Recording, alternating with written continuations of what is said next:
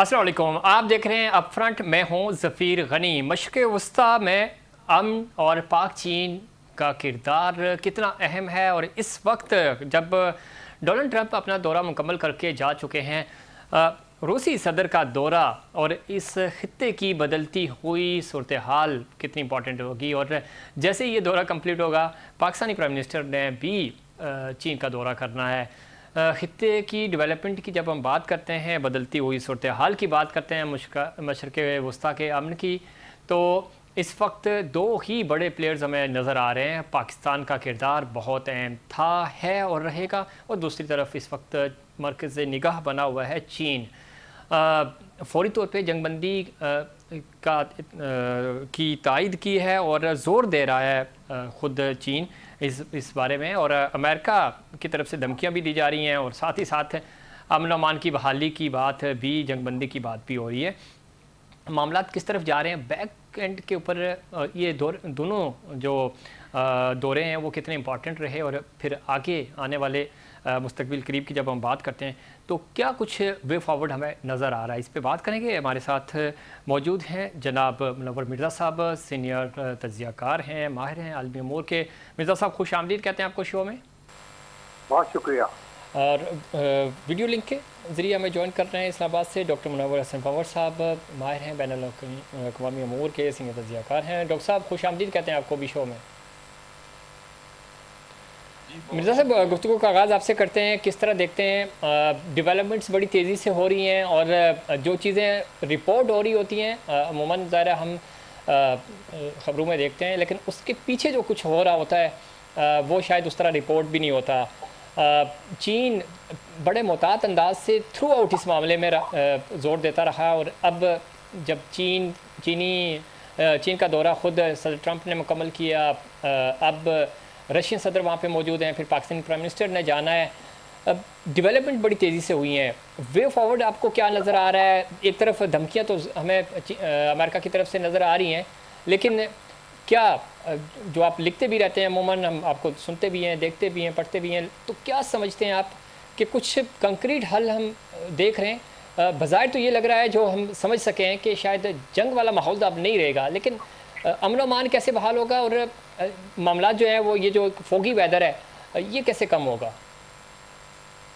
देखिए, ये जो 3 बड़ी अहम मुलाकातें हुई हैं, पहली डोनाल्ड ट्रंप और शी जिनपिंग के दरमियान, और दूसरी पुतिन और शी जिनपिंग के दरमियान, यानी तीनों जो बड़ी ताकतें हैं अलावा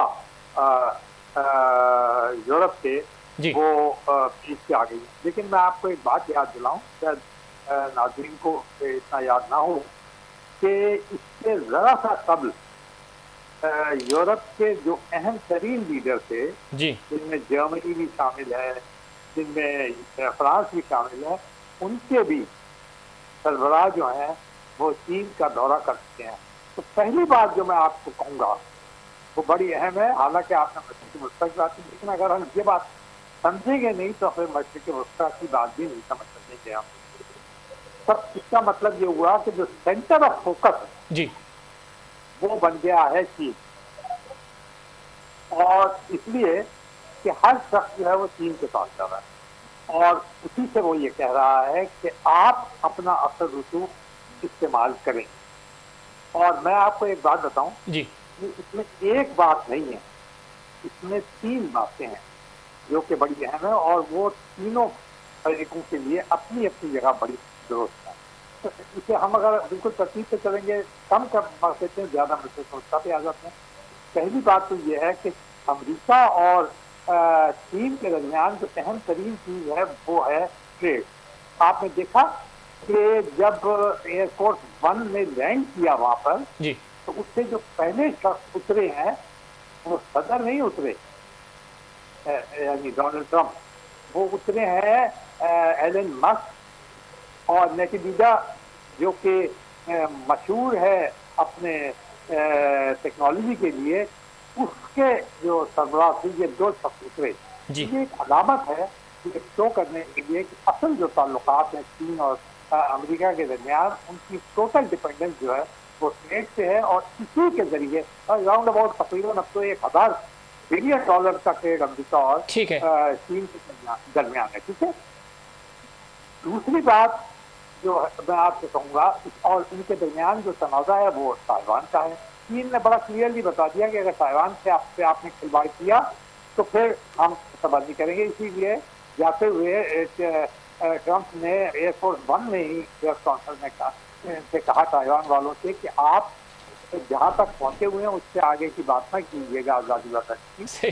इसी तरह मिलने के बाद उधर क्यूटन आए, उनका जो असल मामला था वो भी अगर आप देखें तो वो भी इत्तेफाक से चीन के साथ ट्रेड करी है। एक यूक्रेन जंग में जो उन्होंने इंतहाई शदीद नुकसान उठाया है पाबंदियों की वजह से, वो चीन को गैस और तेल सप्लाई करके वो पूरा करना चाहते हैं। लेकिन जो उनका मकसूद था वो ये था कि वो एक पाइपलाइन बिछाना चाहते थे नॉर्दर्न चाइना तक जी। और इसके ऊपर काफी बातचीत भी हो चुकी थी, लेकिन इसमें वो कामयाब नहीं हो सके। चीन में बड़ा मतफात रह गई है। वजह है अच्छा ये है कि चीन किसी मामले में बिल्कुल नहीं करता।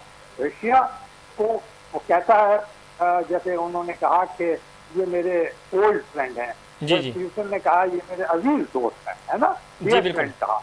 लेकिन बैनुल अक़वामी ताल्लुकात डोनाल्ड ट्रंप को तो उन्होंने जो वेस्टर्न प्रेस है और चाइनीज प्रेस है उसने कहा कि पॉम्प एंड पेजेंट्री और टेम्पल ऑफ हेवन तक वो ले गए दिखाने के लिए। ठीक है। तो और इतना शानदार इस्तेमाल किया। लेकिन जो बैनुल अक़वामी उमूर है, जो इंटरनेशनल अफेयर्स हैं, वो रोमांस पे थोड़ी चलते हैं, वो तो चलते हैं सेल्फ इंटरेस्ट के ऊपर। चाइना ने एक बड़ी चीज हासिल कर दी है। क्या आपको याद होगा 2018 के करीब चीनी सदर ने कम्युनिस्ट पार्टी को खिताब करते हुए कहा था कि अब वक्त आ गया है कि दुनिया रियलाइज करे कि चाइना जो है वो वर्ल्ड के सेंटर ऑफ स्टेज के ऊपर अपना किरदार अदा करे।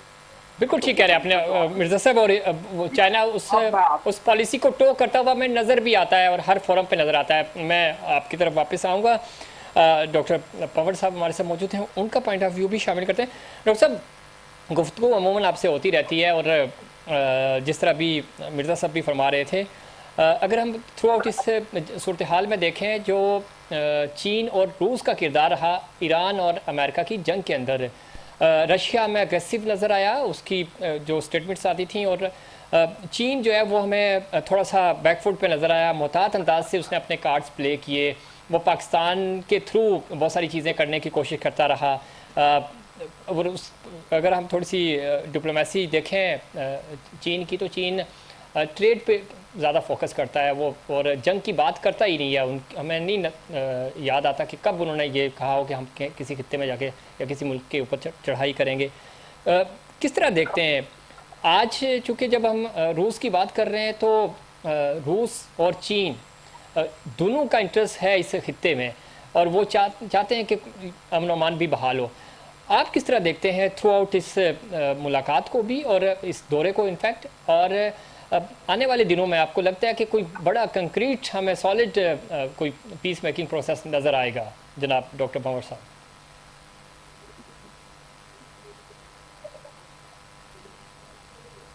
पहले तो बहुत शुक्रिया आपको, आपकी टीम को, आपके देखने वालों को सलाम। देखें, पहला पॉइंट तो मेरा ये है कि इस वक्त दुनिया की सफारतकारी का मरकज चाइना है, न कि वॉशिंगटन डीसी है।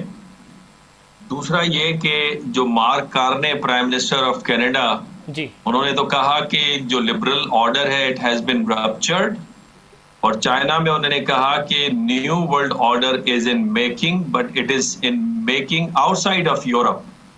यूरोप से बाहर ये वजूद में आ रहा है। The concept of manifest destiny जी जी, कि we are the most chosen people on the earth and it is our responsibility.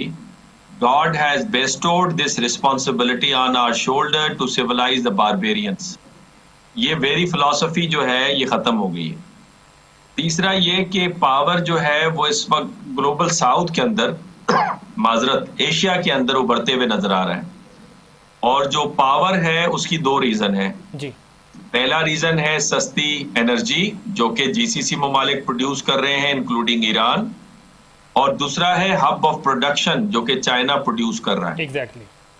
अब इन दोनों का जो रिश्ता और रब्त है, इसकी वजह से नए सेंटर्स ऑफ पावर इमर्ज कर रहे हैं और इन दोनों का रब्त मुमकिन हुआ है लिबरल वर्ल्ड ऑर्डर की वजह से। ठीक। तो लिहाजा ये जो प्रोसेस ऑफ ग्लोबलाइजेशन जो क्लिंटन के दौर में स्टार्ट हुआ था, इसको प्रेसिडेंट ट्रंप इसको रिवर्स करना चाह रहे हैं और क्यास के जरिए इस रब्त को तोड़ना चाह रहे हैं, बिकॉज अमेरिका के लिए ये काबिल कबूल नहीं है कि वो नंबर 2 ताकत कहलाए और चाइना नंबर 1 ताकत कहलाए। लिहाजा चाइना के साथ टेक्निकल ताल्लुकात भी रखने हैं, चूंकि एक इंटरडिपेंडेंस मौजूद है। 450 से 500 बिलियन डॉलर्स की इस साल ट्रेड हुई है। पिछले साल तकरीबन 585 बिलियन डॉलर्स की ट्रेड हुई। जी। इस साल भी तकरीबन 225 बिलियन डॉलर का अमेरिका ने खसारा उठाया और इसी लिबरल ऑर्डर के तहत मार्च 2026 में चाइना ने 85 बिलियन डॉलर्स की सरप्लस ट्रेड की है। पिछले साल 1.2 ट्रिलियन डॉलर्स की सरप्लस ट्रेड की है।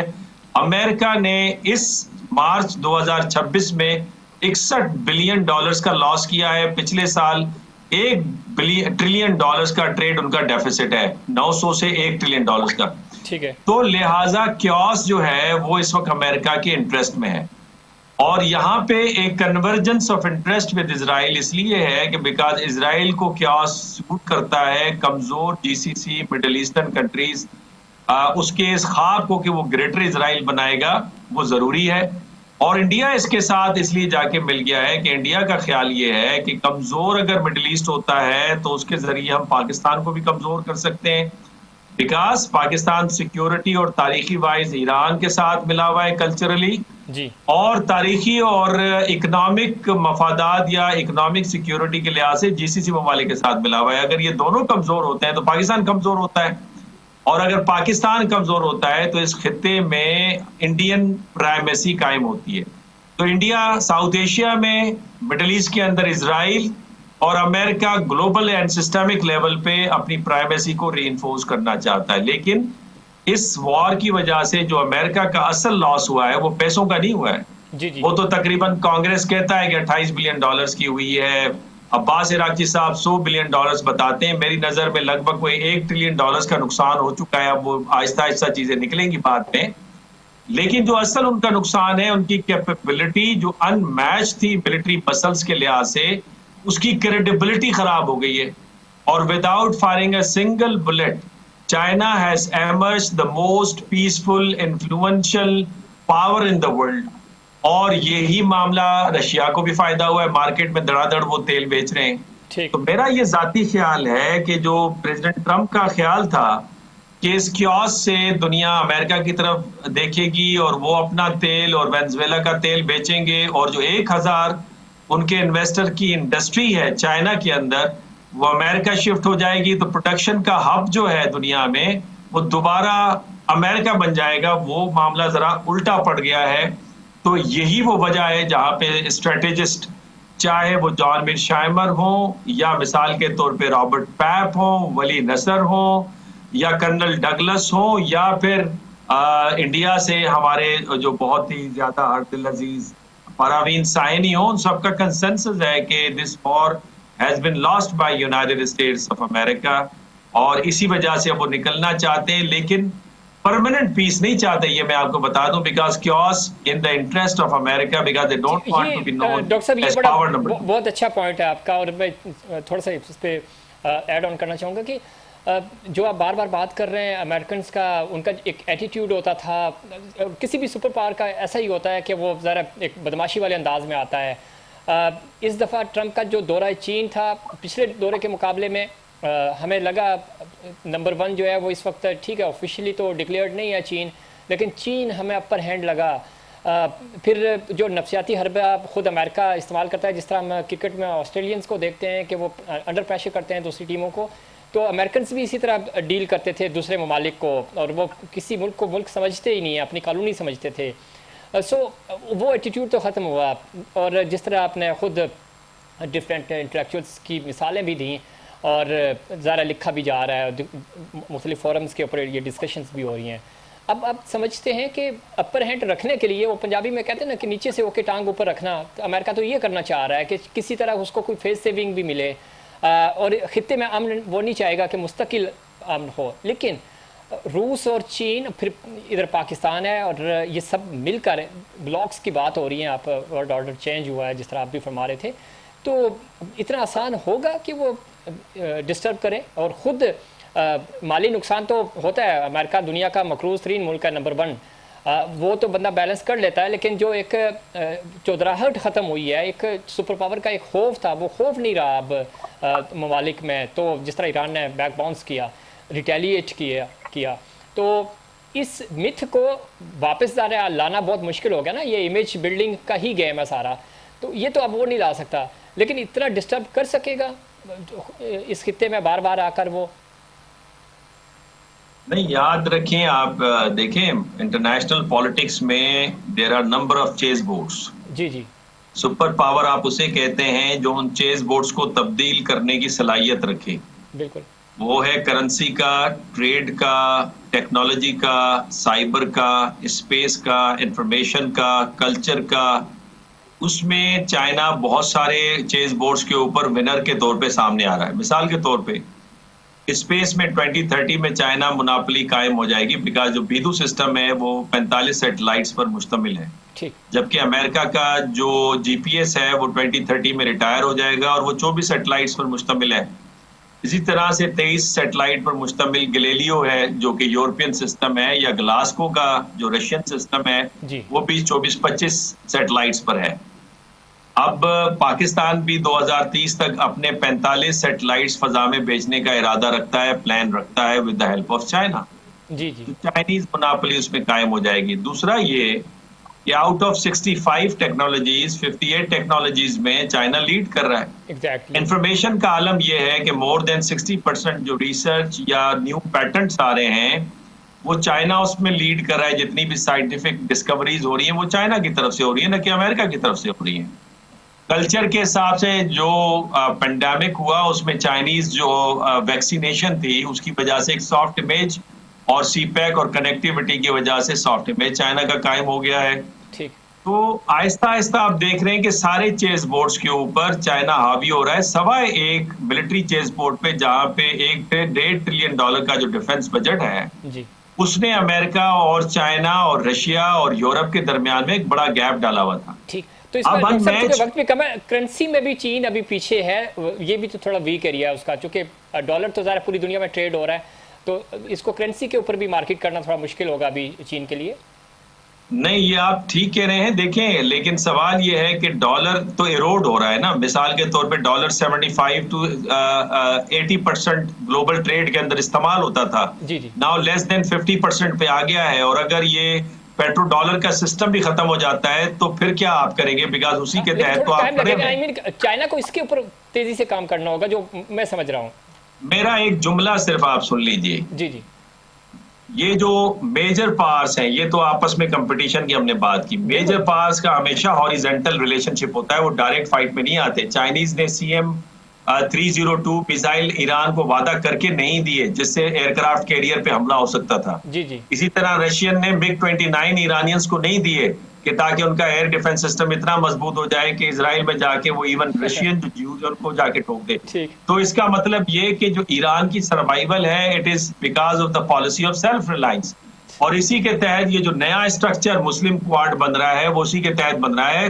और 90s में अगर आप पे भी सैंक्शंस नहीं लगते तो आप ये JF थंडर या ज़रार टैंक या अभी जो हैंगोर क्लास की आप सब मेरीन की टेक्नोलॉजी को शिफ्ट करना चाहते हैं, कभी नहीं करते। तो आफ्टर लास्ट पॉइंट मेरा ये है कि जब तक policy of self reliance and harmonious relationship with neighbouring Nations, और ये बात इंडिया को समझ नहीं आ रही, जब तक आपका सर्वाइवल मुश्किल है, और ईरान ने इसी वजह से सर्वाइव किया। बिल्कुल ठीक कह रहे हैं। और इंडिया की आपने जिक्र किया, तो अगले प्रोग्राम में हमारा स्पेसिफिक टॉपिक इंडिया होगा और इंशाल्लाह आप साथ होंगे। मिर्ज़ा साहब, वक्त चूँकि कम है, जिस तरह अभी डॉक्टर फवद साहब भी फरमा रहे थे और शुरू में आपने भी गुफ्तगू की, चीज़ें बदल रही हैं, नए ब्लॉक्स की और नए वर्ल्ड ऑर्डर की बात हो रही है, तो मुस्तकबिल कैसे देखते हैं क्विकली, चूँकि हमारे पास टाइम कम है? देखिए, सबसे पहले तो मैं आपको एक बात बता दूं जी, बहुत क्लियर। इसमें कोई शक नहीं कि अमेरिका ने भी बहुत सारे मुल्कों पे हमले किए, कब्जे भी किए, जिसमें अफगानिस्तान भी मौजूद है हमारे सामने, इराक भी मौजूद है, लीबिया भी मौजूद है। लेकिन रूस भी कम जा रहे नहीं है। सबसे पहले तो पाकिस्तान के 2 टुकड़े करने में उसने इंडिया की बड़ी गैर मामूली मदद की और इंडिया के साथ एक दिफाई माहदा किया था। फिर फौरन बाद उसने अफगानिस्तान के अंदर दखल अंदाजी की और उसको बिल्कुल ये फर्स्ट वर्ल्ड बिल्कुल तबाह बर्बाद करके डाला। फिर उसके बाद ईस्ट यूरोप का सत्यानाश मारा, जो पश्चिमी एशिया है, सेंट्रल एशिया है, उसकी सारी रियासतों को उसने गुलाम बना के रखा और बड़ी मुश्किल से उन्होंने आज़ादी हासिल की। अच्छा, उसके अलावा मशरिक़ वस्ता में भी उसके फुटप्रिंट बहुत ज़्यादा थे।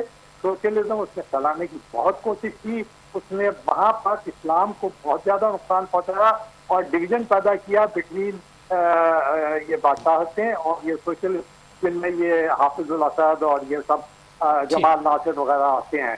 तो ये कहना कि एक जा रहे है दूसरा जा रहे है, ये हमारे लिए मुनासिब नहीं है। सही। हमारे लिए तो ज्यादा नुकसानदेह हमेशा रूस रहा। हमने तो बाकायदा रूस के खिलाफ जंग में हिस्सा लिया था और उसने भारत में कराची के पोर्ट के लिए जो ब्लॉकेड लगाया था वो रशिया ने लगाया था। ठीक है आपकी, लेकिन अब तो चेंज हो रहा है, अब क्या माजी में तो नहीं रह सकते।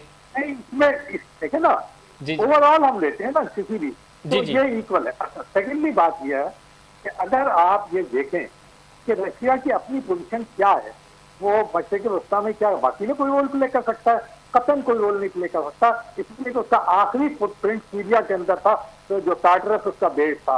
बाकी तो ना उसका बादशाहतों के साथ वो ताल्लुकात हैं जो चीन के हैं, ना बाकी अरब मुल्कों के साथ कोई ताल्लुकात हैं, ना ईरान को वो सिर्फ वॉर मटीरियल सप्लाई किया करता था और ईरान जवाब में उसे शाही ड्रोन सप्लाई किया करता। असल ये ताकत है उसकी तरफ आइए वापस। देखिए, सदर डोनाल्ड ट्रंप के दौरे के फौरन बाद आज कल ही ईरान ने ऐलान कर दिया कि 26 जहाज जो है जिसमें बड़े ऑयल टैंकर्स थे वो स्ट्रेट ऑफ हॉर्मज़ से गुजरे, क्योंकि चीन ने भी ये कहा कि जो इंटरनेशनल कम्युनिटी का मुतालबा है कि स्ट्रेट ऑफ हॉर्मज़ को खुला रखा जाए, तो ईरान ने चीन की बात को ज्यादा वजन दिया, रशिया की बात को इतना वजन नहीं दिया। ठीक है, मैं एक बात पर इशारा करना चाहता हूँ, असल में जो पाकिस्तान के पॉइंट ऑफ व्यू से बड़ा इंपॉर्टेंट है, ये जो हमारे वजीर दाखिला गए थे पहले दौरे के अंदर, सेकंड दौरे का तो अभी तक कोई रिजल्ट मेरे सामने नहीं आया, लेकिन उन्होंने एक मुलाकात की है